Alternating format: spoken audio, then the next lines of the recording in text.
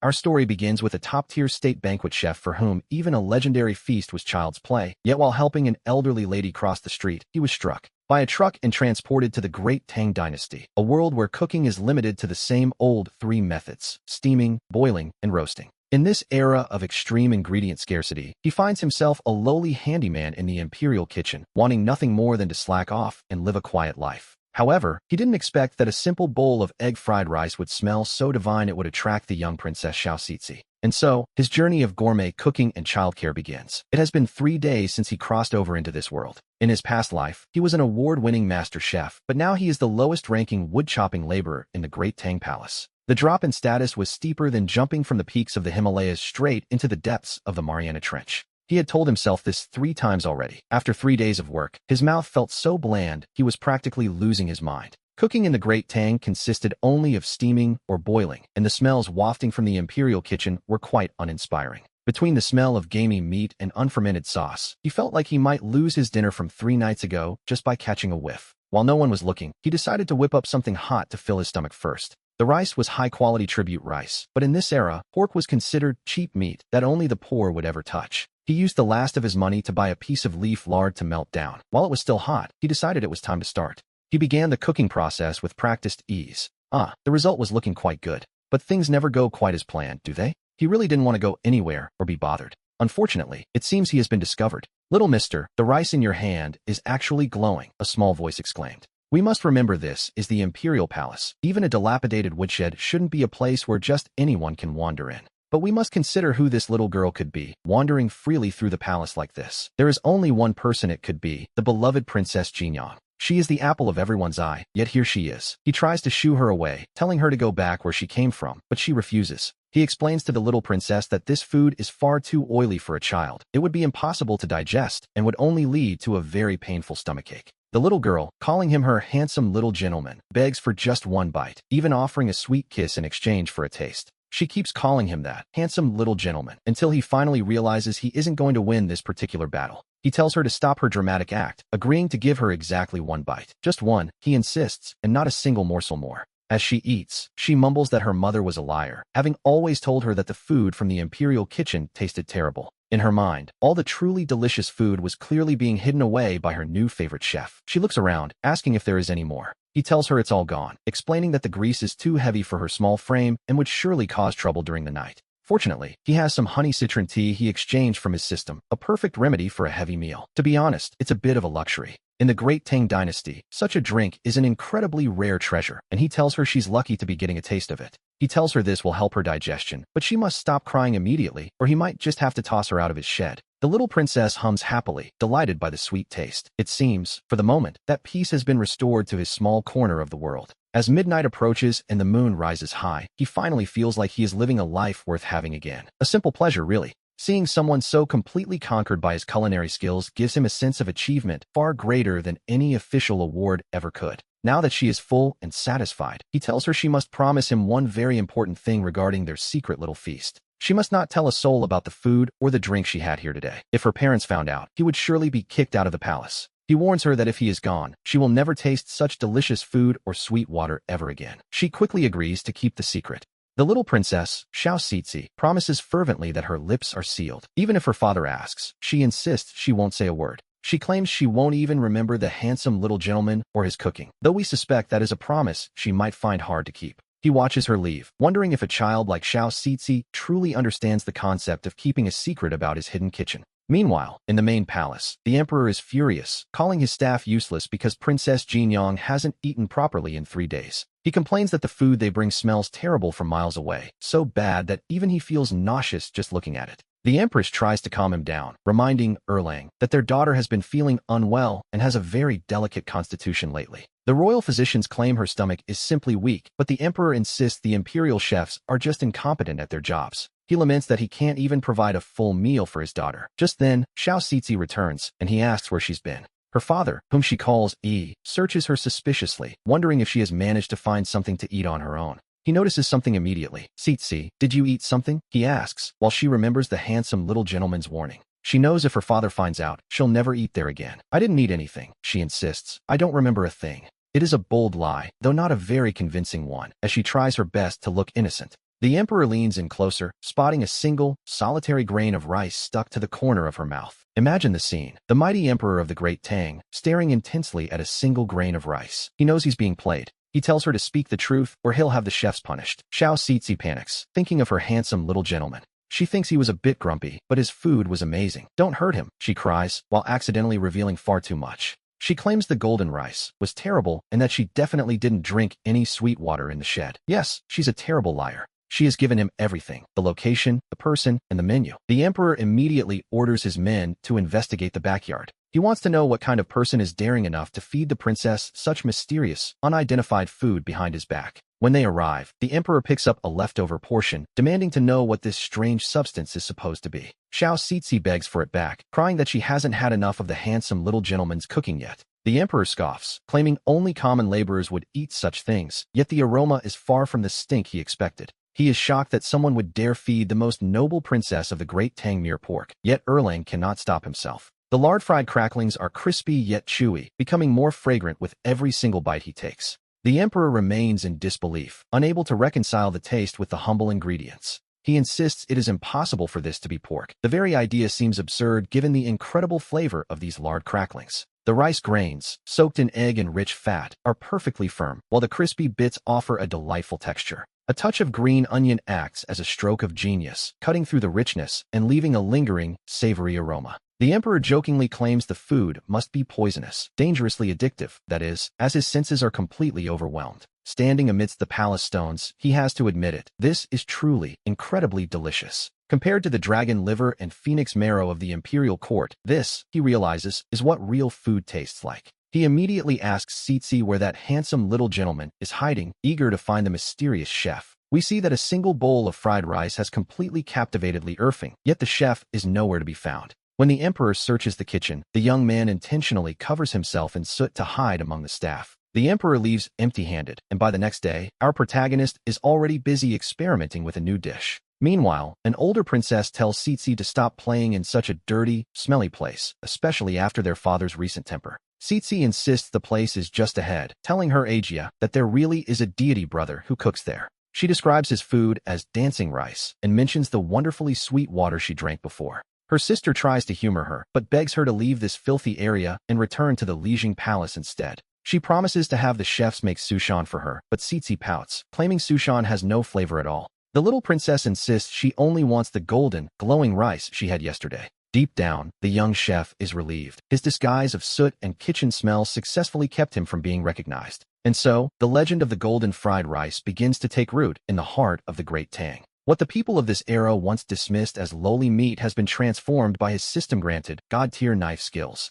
It has become, quite simply, a supreme delicacy that defies all local expectations. To be honest, the traditional Tang tea, mixed with onions, ginger, and salt, strikes our chef as nothing short of a culinary cult. He can't help but lodge a silent complaint against such questionable tastes while he works. Suddenly, a familiar voice rings out as little Cixi returns, calling out for her favorite chef with the energy of a hurricane. She arrives with a sense of purpose, clearly having ignored her sister's earlier warnings about this place. The young man looks up, perhaps wondering if he'll ever get a moment of peace in his kitchen. He sighs and asks her why on earth she has come back again so soon. Cixi excitedly introduces her companion, telling the handsome uncle that she has brought her older sister along this time. She proudly shows her off, insisting that her Agia is the most beautiful person he will ever see. Our chef is less than impressed, asking why she's bringing guests when he barely has enough food for himself. But Cixi is determined to eat. She even offers to leave her sister behind as collateral for a meal. She asks if she can trade her sister just to have another taste of that delicious meat, a bold strategy, to say the least.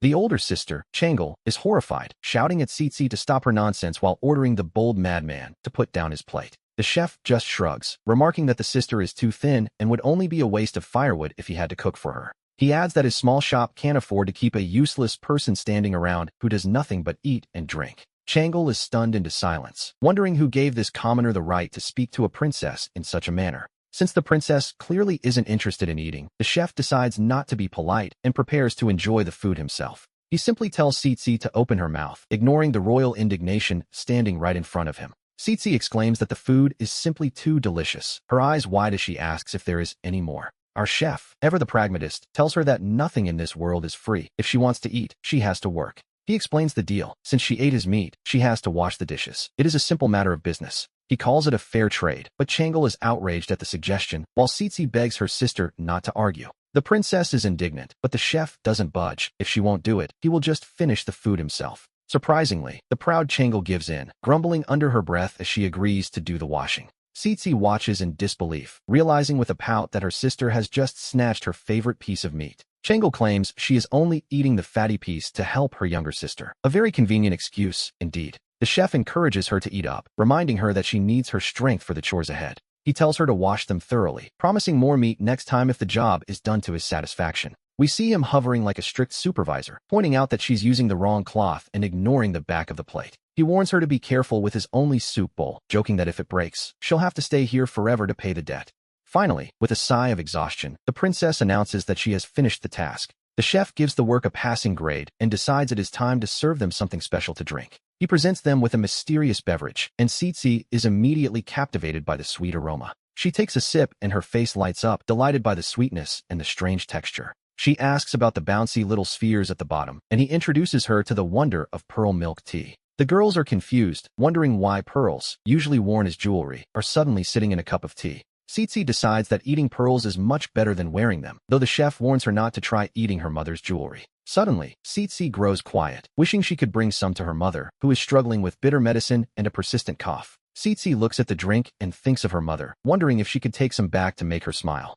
Our chef immediately shuts that down, explaining that with her mother's weak constitution, drinking something ice cold is asking for trouble. Instead, he prepares a special version with less sugar, replacing the tea with dried tangerine peel and monk fruit to soothe her lungs. He warns them to forget about the pearls as they are too hard to digest, and tells Tsitsi to hold the cup steady. Tsitsi is overjoyed, thanking the Pretty Andy, a title the chef finds amusing, and promising to bring him gifts in the future. He tells her to keep the gifts and just leave quickly, as the old men from the Imperial kitchen will be making their rounds soon. He jokingly warns them not to snitch on him if they get caught, but as they turn to leave, a stern voice commands them to stop. The girls freeze in terror, realizing they've run straight into their grandfather, the Emperor himself.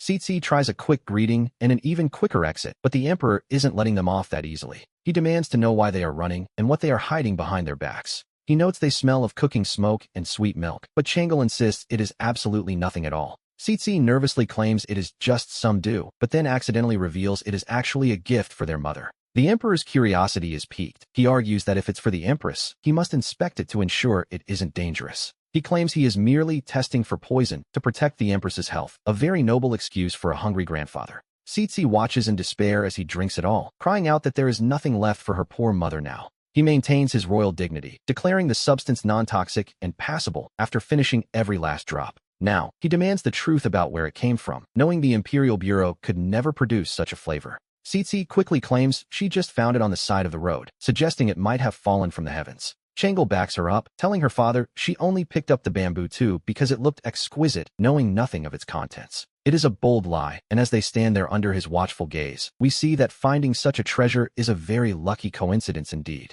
Found it, did you? The Emperor replies, deciding that since it was merely found, the bamboo tube now belongs to him. He tells them to go back to their mother, adding that he might just take a stroll by that lucky spot himself someday. Tsitsi laments that her mother won't get to taste the sweet water, but Changle tells her not to worry. She whispers that they will simply return there tomorrow, and she'll make sure to wash up properly afterward. We see our chef breathing a sigh of relief, thinking his quick wit just barely averted a palace-wide manhunt. But then he spots Tsitsi again and wonders if the little ancestor has learned to fly. To be honest, he's just glad the crisis passed. He realizes the girl is willing to trick her own father for a snack, meaning his peaceful days are officially over. Tsitsi, ever the little foodie, immediately asks for a reward. He tells her the black pearls from yesterday are all gone. But he promises her something new today. Just wait, he says, I'm going to show you a new trick. He begins his preparations, and we watch as he starts to transform simple ingredients into something magical. Tsitsi asks if he's making steamed eggs, complaining they are tasteless, but he explains that's only when others make them. He calls his creation pudding, a name that sounds like pure mystery to the young princess's ears.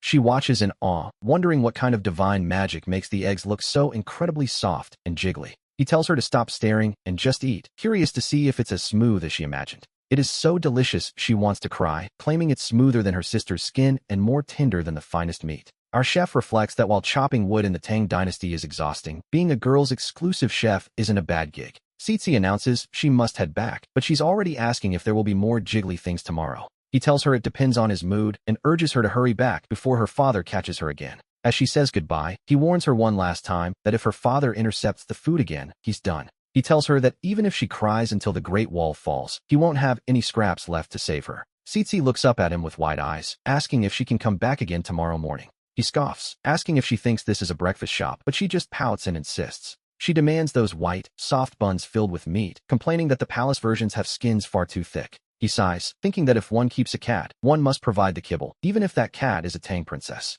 He tells her to come early, or there won't even be soup left, and she chirps that she's an early bird. Later, our chef reflects that this is finally starting to feel like a life worth living. Not only is the scenery beautiful, but he's determined to fix the culinary tragedy of those rock-hard bun skins. He plans to show little Tsitsi what a real bun looks like, one that stands tall like a lantern when lifted. A bun that blooms like a chrysanthemum and bursts with juice. Yes, he's going to be quite busy tomorrow. Meanwhile, Tsitsi urges her mother to drink, promising it will make her feel much better. The Empress asks where she found these wild fruits, and Changle explains it's a special green dew they discovered. She adds that it is exceptionally good for soothing the lungs. The Empress tastes it and admits it's far more refreshing than the loquat cakes from the Imperial Pharmacy. Tsitsi happily chirps that she knew it was good, her little face lighting up with pride. Changle says seeing her mother happy is a blessing, but the Empress turns to her with a knowing look. She asks Changle which immortal she had to petition to receive such a divine dew. Changle tries to play it off, claiming an immortal simply visited her in a dream. The Empress tells her to come closer, noting that this immortal's residence is certainly unique. She mentions the wood chopping, and Changle quickly apologizes, explaining the master wishes to remain hidden. The Empress tells her to rise, deciding not to force the issue as long as they stay safe. The Empress smiles, telling them that if they cause trouble, she will simply pretend not to know, but if they go again tomorrow, she expects them to remember to bring a portion back for her as well. The girls agree instantly, their hearts racing with excitement. And so, the next morning arrives with the promise of something truly delicious. As they arrive, the air is thick with the savory scent of meat, and our chef tells them to take a seat for a moment. He explains that the heat needs just another 15 minutes to reach perfection. Finally, the moment of truth arrives and the steamer is opened. Tsitsi gasps, seeing the buns standing tall like little lanterns, but he warns her not to be reckless. He tells her to remember the secret technique. Lift them gently, move them slowly. Open a small window in the skin first, and only then sip the hot soup inside. Once the soup is gone, you swallow the bun in one go, a truly peerless culinary experience. He asks if she's learned the trick, warning her not to lean in too fast, or she'll burn herself. Tsitsi yelps as the heat hits her, but immediately follows it with a cry of how incredibly fresh it tastes. It is even fresher than fish soup, she notes, marveling at how the inside is filled with savory juice. Changle reaches out to help, but the little princess insists on doing it all by herself. Our chef sighs, reminding her that he specifically said to open the window before drinking the soup. He jokes that perhaps the princess wanted a facial mask, noting that pigskin soup is quite good for the complexion. Changle asks if she's alright, but Tsitsi is far too busy protecting her own stomach's interests. She tells her sister not to fight her for the food, showing a sudden, fierce competitive streak. After all, a flavor this divine is something one simply cannot bear to share. We see them packing everything up, carefully filling every container to the very brim. Our chef points out that if they take every single one, there will be absolutely nothing left for him to eat. She tells him he can simply make more for his own meal, then asks him to send over some quality charcoal tomorrow. The current firewood is far too smoky for his eyes, so she promises to send 2 baskets of silver silk charcoal in exchange. He warns them to eat quickly before they turn into cold dough, noting the bamboo tube contains a special vinegar to cut the richness. Tsitsi thanks her auntie and promises to return tomorrow for more of those magical, water-spraying buns. Our chef silently hopes these 2 little ones won't be intercepted by that legendary old foodie, Li Shimin, again today. He gives a simple nod, watching them depart with their precious cargo. Suddenly, we hear a voice calling out for Auntie from the distance. The shout repeats, drawing closer to their little sanctuary. Auntie, the voice cries out one last time as the door is pushed open. A figure enters, questioning why they are hiding away to eat such mysterious food in the middle of the day. Li Shimin remarks that in all his years, he's never seen a bun shaped like a chrysanthemum, or one that smells so vinegary. He notes how fragrant it is, his eyes landing on the very last morsel. Tsitsi protests that it's the only one left, the one she was specifically saving for her midnight snack. The Emperor observes that while it looks ordinary enough, the aroma is certainly something quite different. And just like that, it's gone. He muses that while Taoists seek longevity through elixirs, this chef finds the divine through flavor. It is the art of refining the essence and discarding the dross, using food to balance the very forces of yin and yang.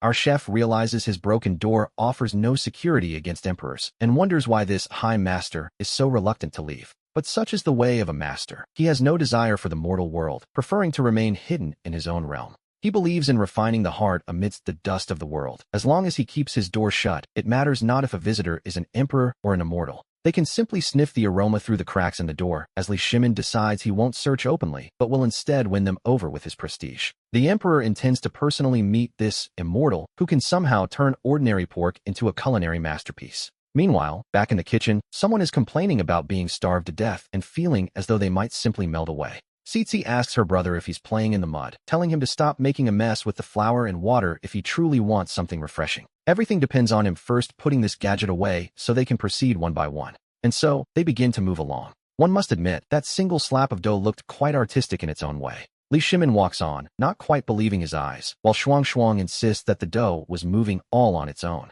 He watches her blink in surprise as she deposits the ingredients. The time has finally come. He reaches for his chopsticks, ready to begin. It is incredibly spicy and wonderfully refreshing all at once. The stinging heat is intense, truly intense, but he asks her what she thinks of the sensation. This cooling masterpiece is far better than those bitter herbal teas from the Imperial Academy, and Tsitsi suddenly has an idea for her Andy. She wants to take just a little bit to her grandfather, certain that the bad Imperial doctors have left him with no appetite at all. Our chef explains that this dish doesn't travel well. Once the seasonings are mixed in, the noodles will turn soggy from the vinegar in just a few steps. By the time she arrived, it would be a sticky, unappetizing bowl of mush that she wouldn't dare serve to her father or grandfather. Since the food cannot go to him, he suggests that perhaps one day they might just have to trick her father into coming here instead. Mixing a fresh bowl right under his nose would be the perfect plan, tricking the emperor himself into a visit. If the most lawless chef in the Great Tang were to clash with its most majestic emperor, one suspects the roof of the imperial kitchen wouldn't survive the encounter. It would likely be blown clean off, to be perfectly honest. Outside, we hear the energetic sounds of Guagua kicking at the door, demanding to be let in. And then there is little Tao Tao, joining in the commotion. They stare at the strange contraptions before them, wondering what kind of monsters these slides are supposed to be. He tells them they simply have to climb up and slide down, encouraging them to give it a try themselves. It turns out to be pure joy, as they shout about how fun it is and immediately scramble to go again. He notes how leisurely they look, but reminds them that since the playing is done, it's time to pay the rent. He doesn't support idle hands. If they want to use the playground equipment, they have to work, asking if they are willing to help out. He teases that if they aren't willing, he might as well just tear the whole thing down for firewood. They protest immediately, begging him not to do it, though their frantic excuses are a bit of a jumbled mess. One of them steps forward to offer help, addressing him as teacher in a sudden show of respect. He begins to guide them, speaking of the great Buddha and the importance of having a sincere and compassionate heart. He explains that one should respond to those who are suffering with a spirit of kindness and true intention. It seems he is trying to impart a deep philosophical lesson, though the children might just be thinking about the slide. He realizes it might be a bit too early for such heavy lessons, admitting he nearly forgot his own speech while trying to focus. He takes a breath, resetting the mood for the task at hand. Finally, he tells everyone to wash their hands because it is time to eat. The food is served piping hot, and we see them cautioning each other about the temperature. It is delicious, especially the bone marrow, which they find incredibly fragrant and satisfying. One of the children pauses, looking up with a hopeful expression. They tentatively ask if they can come back tomorrow to help out again. Suddenly, an advanced mission is issued. Create top-tier stinky tofu and win the hearts of at least 2 food critics. The reward is a god-level mastery of heat control, which, to be honest, couldn't have come at a better time. Under the scorching sun of the past few days, this jar of biochemical weaponry has fermented perfectly. He notes that this stuff is so potent it could be lethal. He'll have to be careful not to take out any allies by mistake. Meanwhile, in the palace, the head eunuch fumes at his wooden-headed chefs who still haven't figured out the emperor's requested dish. They've wasted hundreds of pounds of flour, yet the chefs insist they are trying their best despite the young princess's confusing description. They complain that the flour just dissolves in water, wondering if they should add hide glue, an idea that is immediately shut down. The head eunuch snaps at them for such a dangerous suggestion, just as a foul stench hits him, making him wonder if a latrine exploded. He realizes the smell is coming from the kitchen and demands to know which blind fool is making such a mess. He fears the emperor will be furious, and we see the staff trembling, worried they might literally lose their heads over the stench. Back with our chef, Guogua cries out for help, pointing at the tofu that has turned suspiciously black. She is convinced it's rotten and thinks they've all gone mad, calling out to her aunt as she spots the bitter beans. She complains about the terrible smell, even asking if he's cooking, well, something much less appetizing than food. He laughs it off, explaining that this is stinky tofu. It smells like trouble, but it tastes like heaven. She decides to take just one tiny sniff and is surprised to find that it actually smells quite fragrant, not like a latrine at all. She takes a cautious bite and her eyes light up. It is, against all odds, delicious. She exclaims that the stinky has turned into yummy and urges Ajay to hurry up before the grown-ups eat it all. They eagerly ask for more, their initial disgust completely forgotten in the face of such a unique treat. The stench is at its peak here, and it seems to be wafting directly out of this dilapidated old house. The guards gag, complaining that the smell is so foul it must be a nest of rotting rats. The head eunuch orders them to break down the door to see what filth is hidden inside, while our chef simply offers another piece of tofu. He points out the big, juicy piece, while outside, the eunuch wonders how such a foul place could be filled with laughter. The guards hesitate, asking if they should still break in, or if perhaps something cursed and unclean is lurking within. They decide to seal the area first so the smell doesn't reach the front. While inside, the chef urges the kids to eat quickly. He warns that if the guards burst in now, they'll think someone has died, and explaining the tofu would be impossible. He tells them to keep quiet for just a moment, and everything will be fine. We then see the young Princess Shizi, complaining that she's roasting and that the ice dates from her father have already melted. In this ghostly heat, even the ice cellars are running dry, leaving everyone desperate for a way to cool down. Our protagonist tells her to watch closely and not to blink, preparing a little surprise. He produces something truly cold, a bowl of sweet water that is freezing to the touch. As it turns to ice before their eyes, they gasp, asking if this is some kind of divine immortal magic. He calmly explains it's just a simple physical reaction, though they are far too impressed to care about science. They nod frantically, completely swept up in the wonder of the moment. With a smile, he serves them all, giving everyone their own bowl of the icy treat. The cold sweetness is a revelation. Shizi exclaims that she finally feels alive again. She immediately asks for another bowl, her heat-induced misery completely forgotten. Meanwhile, the emperor asks Wang Dequan to fetch more ice, only to be told the supply is nearly exhausted. The cellar ice is melting too fast, and the emperor laments that even as the ruler of the Great Tang, he can't get a cold drink. The emperor sighs, lamenting that he can't even enjoy a meal properly in this stifling heat. Princess Shizi warns him to be careful, as the sweltering temperature is enough to make anyone ill. When he asks where she's been hiding, she happily explains she was at Brother Yun's place eating ice. He wonders where ice could possibly come from, and she describes how Yun threw stones into water and, presto, it froze. It was a massive block of ice, topped with sheep's milk and watermelon juice, so cold and sweet it made her head spin. Turning water to ice is no small feat. It means the Great Tang would never suffer a summer shortage again. More importantly, the emperor realizes he won't have to feel like a dried fish in an oven anymore. He asks about Princess Lizzie, only to hear she's still there, insisting on one more bowl before she returns. The emperor is skeptical that stones can truly make ice, but Shizi insists she saw the boiling water freeze instantly. It's unheard of, really. He notes that if the court could master this method, it would save the royal family from the heat. He tells Lizzie to observe closely and report back. After all, this isn't just about his appetite, but the empire's welfare. Lizzie promises to do her best, though we suspect she's mostly interested in the icy treats herself.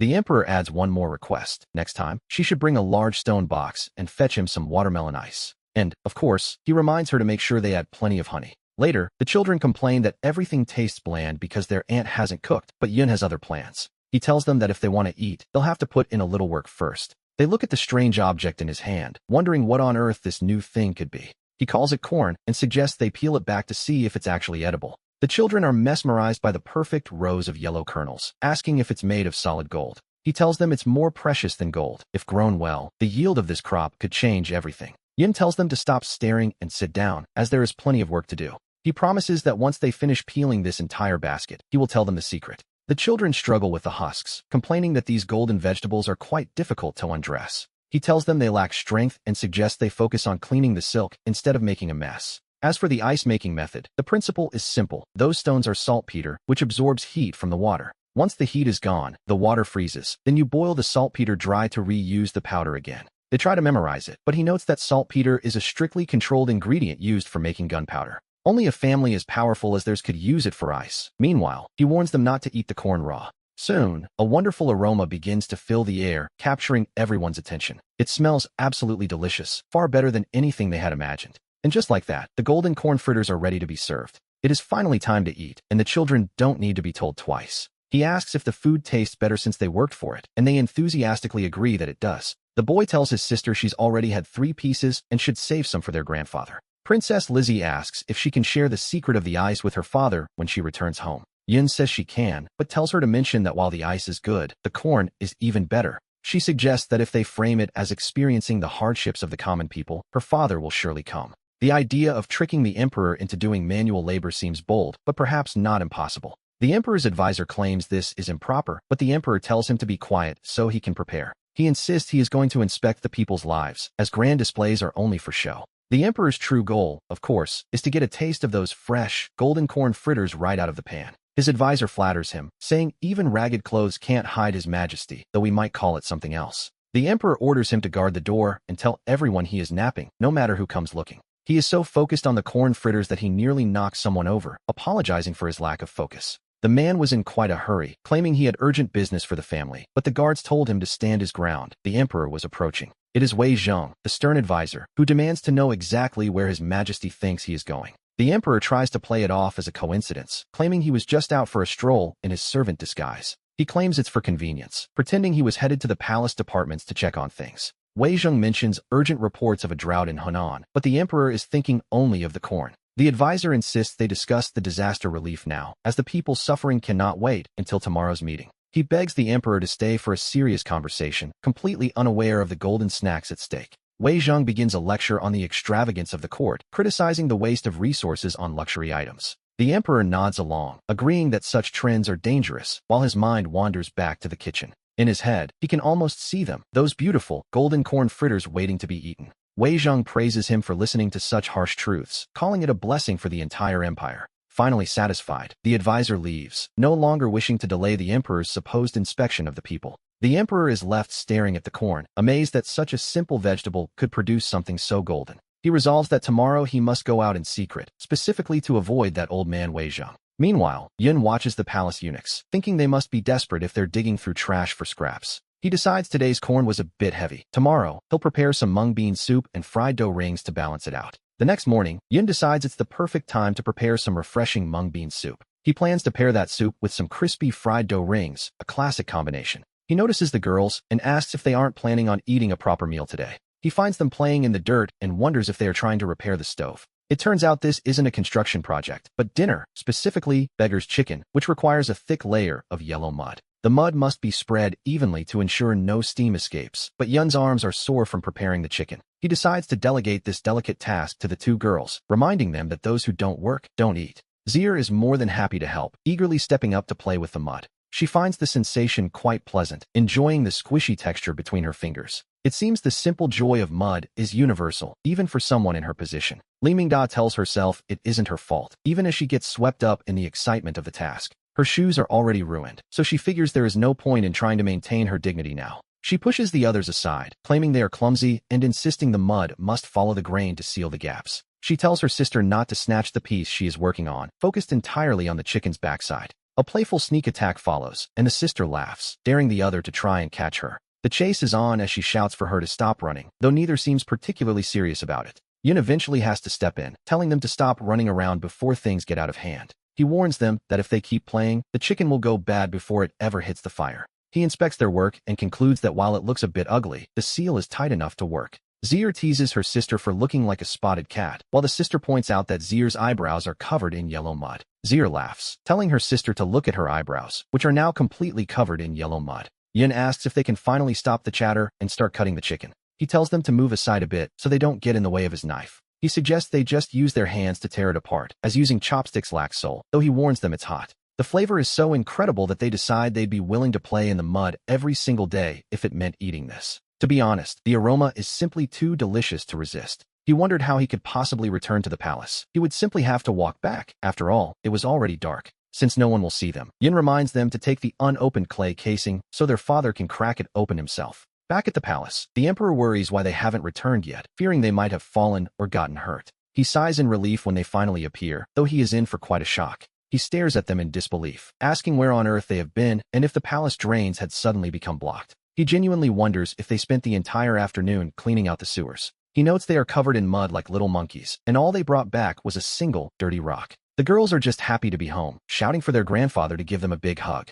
The emperor tells them to stop right there, demanding to know the meaning of their muddy outfits first. Li Mingdao explains they were helping the cook, and that the mud is a good thing that must be sealed tight to keep the steam in. The emperor suspects the mysterious master was in a bad mood and is playing a prank on him with a lump of dirt. His daughter insists this is just the outer shell and the essence is inside, explaining that the master said it must be cracked open to eat. He looks at the object skeptically, wondering if this is some strange new kind of medicine. And so, with a mix of confusion and curiosity, he prepares to see what is hidden within. The girls urge their grandfather to tear it open quickly, explaining that the earth itself acted as the oven. The emperor realizes the master used the earth's essence to seal the flavors, returning to a state of pure simplicity. He muses that the chicken absorbed the energy of the land, meaning they aren't just eating a meal, but the very essence of the soil. It is true that while the method looks crude, the taste is 100 times better than anything the imperial kitchens could produce. The little ones chime in, mentioning that their aunt called this dish beggar's chicken because of its humble origins.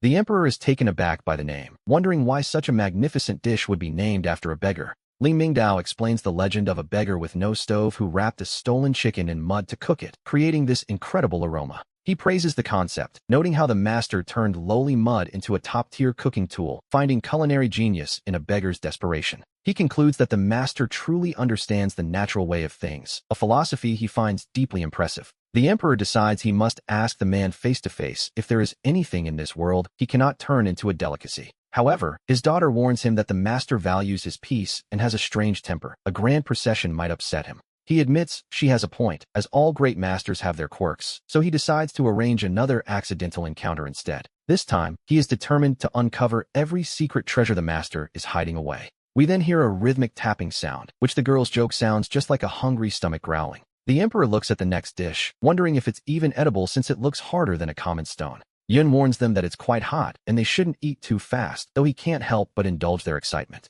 The girls find it delicious, noting the contrast between the textures. They describe how the crispy outside is fragrant while the tender meat inside seems to melt and slide right down their throats. The dryness of the flatbread perfectly balances the richness of the fatty meat, leading the emperor to ask for its name. While the bread has its own name, Yin explains that the complete dish is famously known as rujiamo. The little ones giggle, describing how 2 large pieces of flatbread have trapped the meat inside like a delicious cage. They debate the name, noting that according to ancient phrasing, without the meat, this bread would just be a dry snack. By putting the meat first in the name, it gives the dish its proper status. The meat is the star of the show, after all. And so, the meat is tucked neatly inside the warm embrace of the bread. The girls agree enthusiastically, deciding that their next mission is to tuck all that meat right into their stomachs. Gugu asks how long the meat will last, as she's already thinking of bringing some back for her imperial father. She thinks it would be perfect for her mother's appetite, appetizing, not too greasy, and able to last 3 days in broth. Yun sighs at the request for a doggy bag, but agrees, noting there is a specific way to handle the leftovers.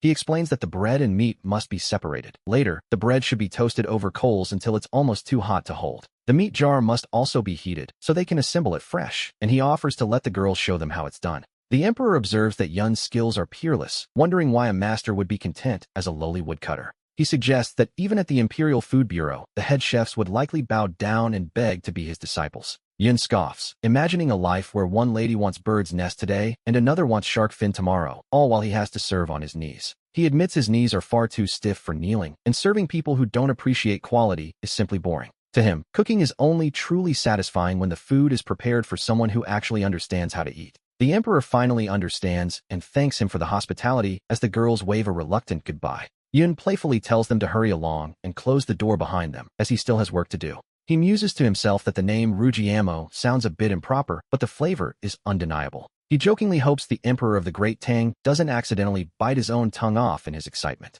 Meanwhile, near the kitchen's back door, a servant worries that their unauthorized entry might get them mistaken for assassins. A servant frets about being punished with a wooden paddle, but the others know the Emperor won't mind at all. We see the girls return once more, eagerly asking their Annie what is on the menu today, only to find there is no more meat bread. Instead, they are having cold pot skewers. Meanwhile, a newcomer is shocked that Yun doesn't even bow to the princesses. It seems quite bold, yet the 2 princesses aren't bothered at all, telling the stunned guest to stop staring and start helping. Yun reminds them of his golden rule: no work means no food. He assigns them to thread 1 vegetable per skewer, perfectly straight. The servant thinks the world has gone mad, especially when she realizes Yun is looking right at her, the daughter of the prime minister. He tells her to drop the act of a high-ranking lady. If she wants a bite, she has to get her hands dirty like everyone else. She wonders how he knows her identity, noting that he acts even more stubborn and imposing than her own father. Despite her internal protests, she begins to work with the bamboo skewers, following the rhythm of the kitchen. To her surprise, the repetitive task of preparing the food is actually quite relaxing, a rare moment of peace for her.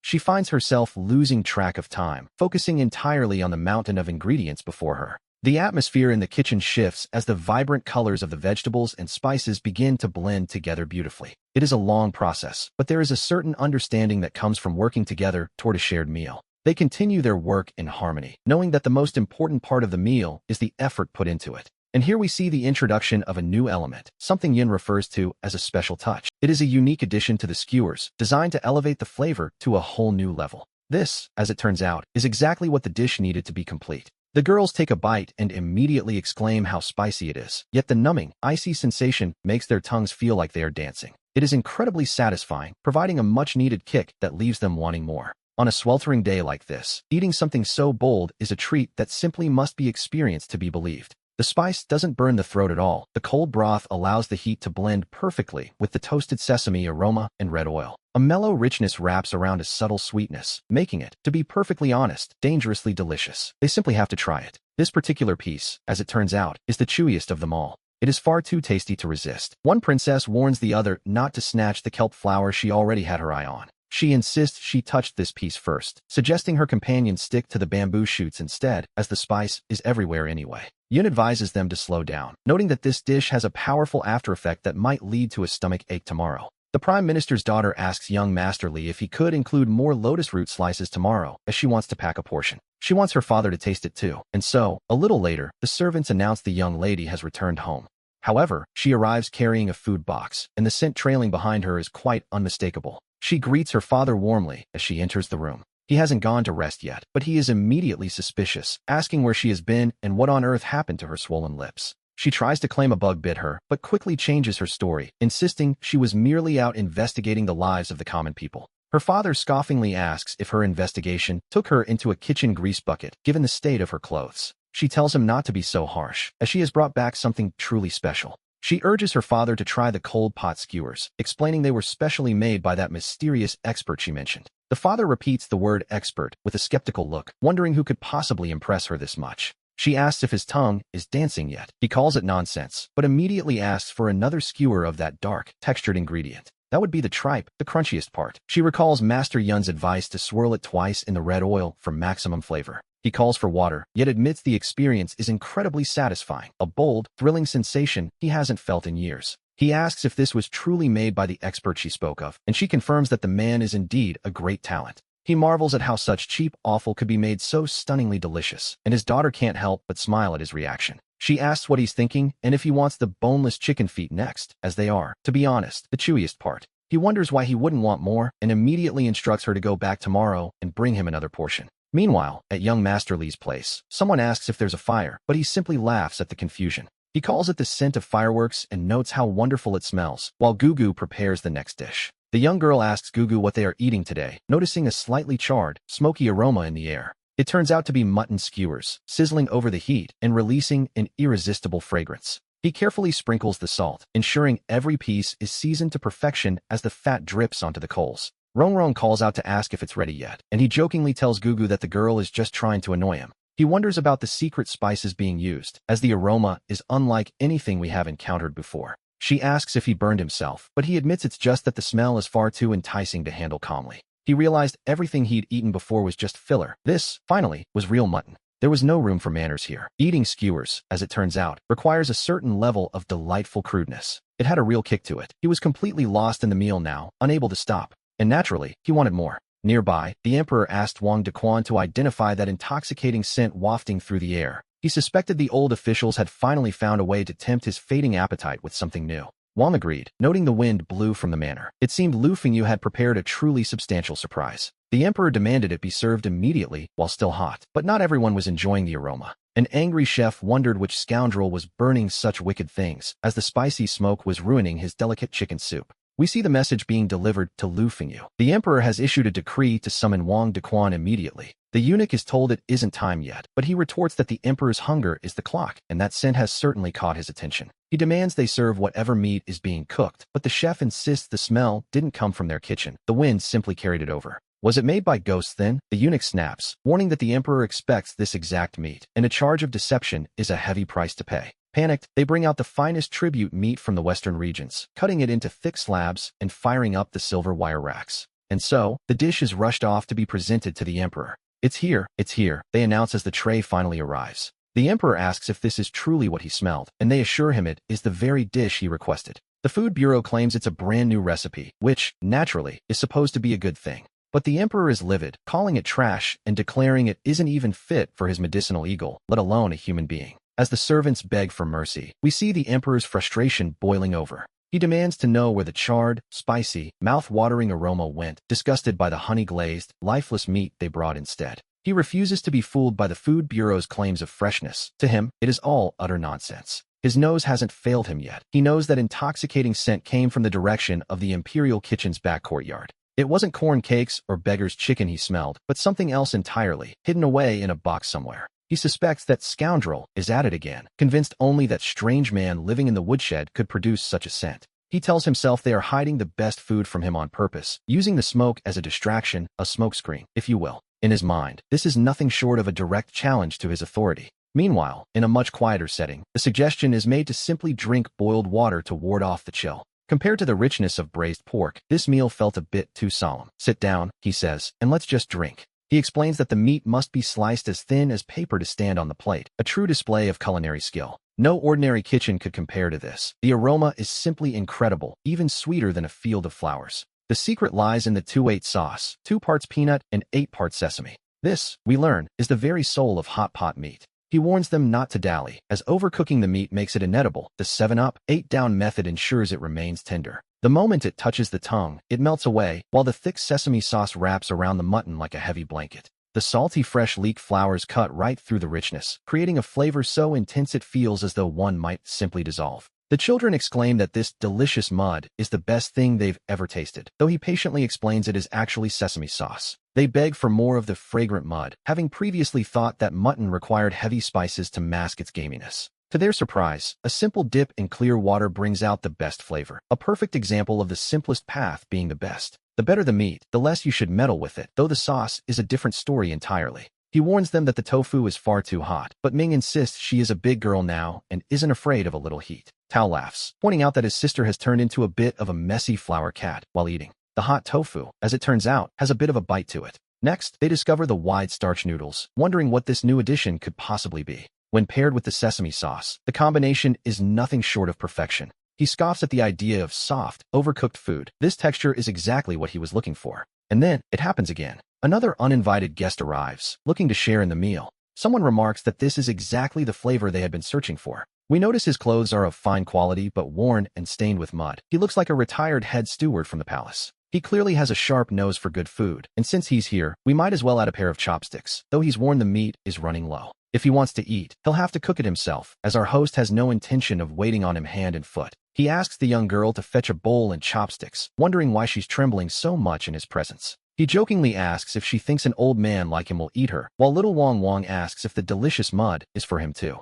Ming encourages Wong Wong to eat the mud because it's the good stuff, reminding him that the meat is sliced very thin. She warns him not to overcook it, advising him to count to 8 while dipping it, the 7-up, 8-down rule, of course. He asks the old man if this skill is better than what he gets from the big kitchens, and the elder admits it's far superior. In fact, he thinks his own cooks deserve a beating. All they ever do is steam or boil everything until it's tasteless. He complains that his mouth feels as bland as a bird's diet, all in the name of health, though he suspects they just want him gone sooner. The old man recalls how his eldest son used to be just as controlling, forbidding him from eating this or touching that. They call it filial piety, but deep down, he feels they just don't want him causing trouble. They think the elderly are useless and must be kept on a pedestal. But an old man doesn't want to be treated like a fool. He just wants a bit of freedom and comfort in his life. There's no fun in being treated like a clay Buddha all day. He's retired now, so why shouldn't he eat what he likes? He mentions handing over the throne and retiring, a statement so bold we can hardly believe they're actually listening to it. It's a heartwarming scene, really, as Ming offers a bite of food to little Wong Wong.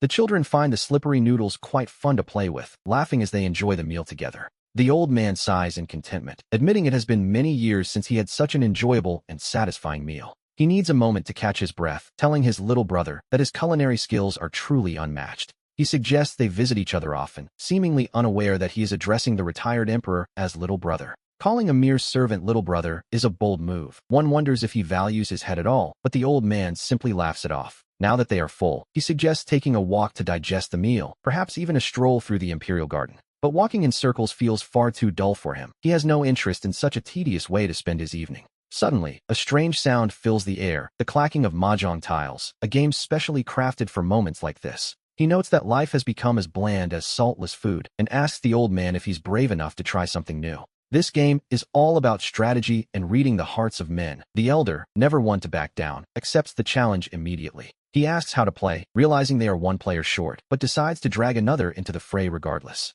He discards a 2-dot tile, which the old man happily accepts, calling the young lad a generous soul for the gift. But on this battlefield, there are no fathers or sons. Ming wins again and again, showing no mercy at the table. He tells the elder that if he has a match, he should take it, and grumbles that he's taking far too long to play his hand. What exactly was the point of that sudden interruption? It is a white dragon tile, completely blank, yet it helps him complete a complex, all-one-suit hand. He declares a triple pong win and demands his payment, reminding the old man that a bet is a bet and there's no room for cheating. This is far more entertaining than sitting on a stiff chair listening to old fossils lecture him on the classics. He muses that if everyone in the court played this, they wouldn't have so much time for scheming, but now, he's finally feeling tired. The old man begs for just one more round, claiming he's just found his rhythm, but Ming insists on ending it early. He reminds the elder that this is a woodshed and he still has logs to split, but the old man decides to keep the game as a gift. Ming just waves him off, telling him to take the tiles and go, a small price to pay for a bit of peace. He tells the old man to return at the same time tomorrow, depending on his mood, but reminds him to bring his own ingredients next time. He warns the old fellow not to make a habit of freeloading, though we can see he's grown quite fond of the old man's company. Old Wong, take a look. Is my imperial robe sitting straight? His Majesty looks as majestic as a dragon and phoenix, of course. Everything is perfectly in order. Just then, the second prince arrives to pay his respects to his father. The emperor greets Erlang, though he seems a bit distracted by his own thoughts. The prince is baffled, asking what on earth his father has been doing to end up looking like a soot-covered coal miner. The emperor tells him it's late, and he shouldn't tire himself out. He suggests the boy head back to rest instead of lingering. He tells him not to just stand there blocking the light. Usually, being chased away felt like a grudge, but today it feels like he's interrupting something fun. The prince asks if his father has eaten dinner yet. The emperor confirms he has, and that it was quite excellent. In fact, he claims it was far better than the pig slop served by the imperial kitchen, which makes one wonder what he's been eating every day. When asked who prepared the meal, the emperor gets defensive, telling his son to stop poking his nose into private affairs. He explains this is his only joy in the palace and warns the boy not to ruin it. The prince, naturally, backs down immediately. He reminds the boy that there is a court session tomorrow, so he shouldn't interfere with his father's sleep. Once alone, the prince orders Wang Dequan to investigate quietly, as the people around the emperor are notoriously tight-lipped. He grumbles about why the old man gets to feast while he's left with nothing. He can still smell that lingering, delicious aroma. He's certain it's that scoundrel in the woodshed again. First the prince's fried rice, then the skewers, and now this. It seems the entire family has been won over by food, leaving the prince feeling like the only one left out of the loop. He wonders if the man truly thinks he's some kind of grand master of the palace gates. The next morning, the old man asks if these are gold bars. Ming laughs, telling him they are youtiao, fried dough sticks. These are the undisputed kings of the breakfast stall. The old man asks if they're ready, but Ming tells him not to rush, or they'll overcook. He explains that a second fry is the secret to making them perfectly crispy, and the fragrance is truly mouth-watering. A voice calls out from under the covers. Someone smelled them from bed and wonders if these are giant fried clubs. Ming explains that these are called youtiao, and they are more than enough to fill a small stomach. They are perfectly crispy on the outside and airy on the inside, truly delicious, as he hands one over. He decides to have one himself, even if it's scalding hot, pairing it with last night's leftover plum soup to balance the grease.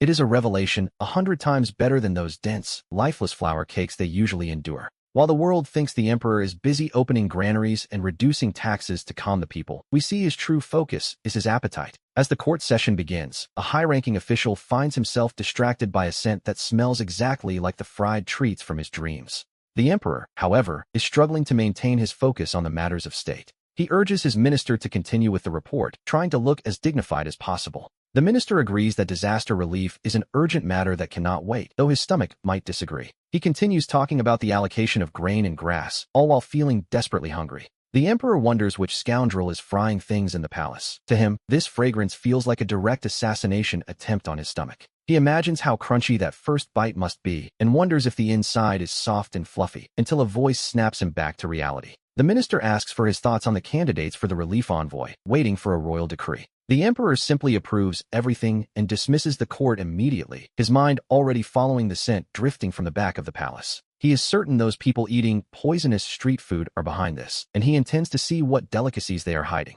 He looks around, demanding to know the whereabouts of the empress and the princess. A servant reports that the empress took Princess Jinyang out early this morning to eat, and the princess has already left for a walk. The emperor is skeptical, wondering why anyone would need a walk to aid digestion so early, unless, of course, they've already overeaten. He decides to head straight for the Dawn Palace to find the retired emperor and get to the bottom of this.